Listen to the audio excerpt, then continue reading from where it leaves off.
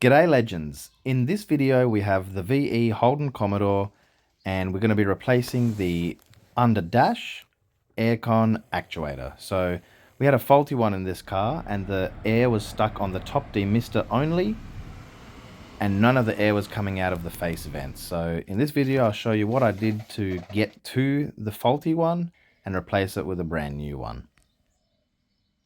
Upon doing some research, guys, I noticed that these actuators, they have a bit of a memory. So they have an open and closed memory or a hot and cold memory.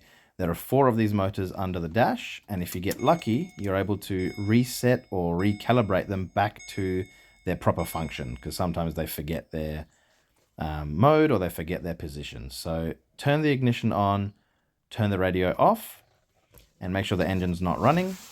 So once you've clicked your key over, you can go and press your demister button for 5 seconds.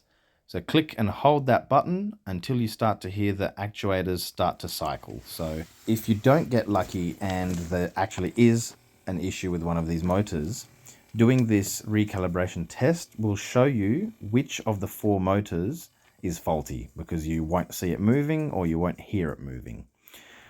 Now that we've replaced this actuator, you'll see the proper function. So those white arms we can actually see moving under the calibration test. This is the way that you can go through to test to see which of your motors are not working, faulty, or perhaps just need reprogramming. That's the part number for anyone interested for the brand new actuator that I sourced from Hyundai Holden Spare Parts.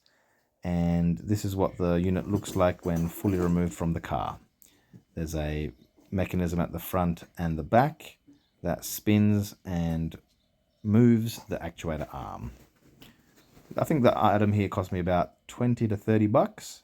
I think there are some generic ones online on eBay, but the effort that you guys are going to go through, just get brand new. So here are a few of the tools that I used for this job. There was a short stubby screwdriver and a longer extendable flexible screwdriver that really helped for this job, because there's 3 screws holding these actuators on, and the access is very, very tight, very, very limited under the dash to remove screws like this one. I don't think I could have done this job without this long, flexible, extendable screwdriver, so super handy. Get your hands on one if you can. There are 3 screws to remove. One of them was easy as.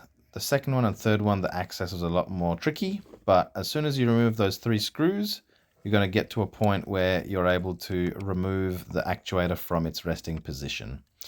There is a green wire plug that we can see underneath the base of the unit. You'll be able to depress that wire harness clip, pushing that in and then pulling out the green wire harness, just like that. It's now electrically unplugged and we're able to see the full range of motion of the actuator.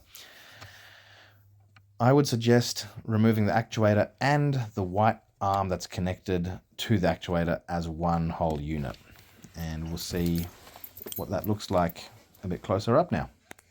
Connected at the back, it's inserted into that female opening of the back of the actuator. You're able to just pull that arm out and save this section to plug onto the brand new one.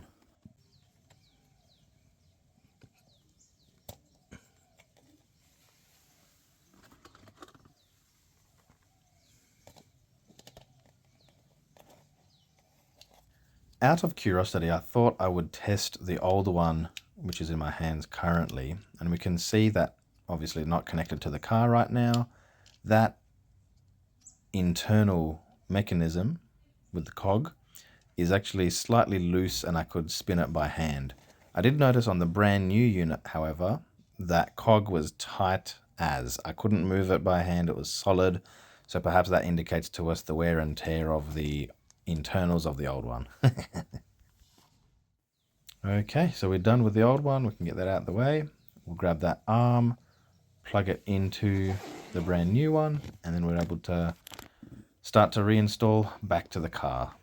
So I found it was a little bit easier to initially not install that arm onto the brand new actuator, but first install it inside the rest of the actuator arms under the dash, and then separately go and connect the actuator motor itself to this arm. It was quite fiddly because that little silver metal ball was tricky to locate inside that other arm, but with a bit of fiddling, I managed to do that. And then install the actuator onto that arm. So don't forget to plug in the new actuator, put the 3 screws in, and then get that ignition going, press that demister button, and then get your head underneath the dash and have a look to see and to confirm that your new actuator is indeed working. This recalibration will cycle all the actuators through their range of motion, so you'll be able to test to see the fruits of your labor and if you've got successful with the actuator moving. From here, you want to make sure that all of the functions of the aircon system is working. So test that the air is coming out of all of the correct air vents, that the hot and cold is working as it should.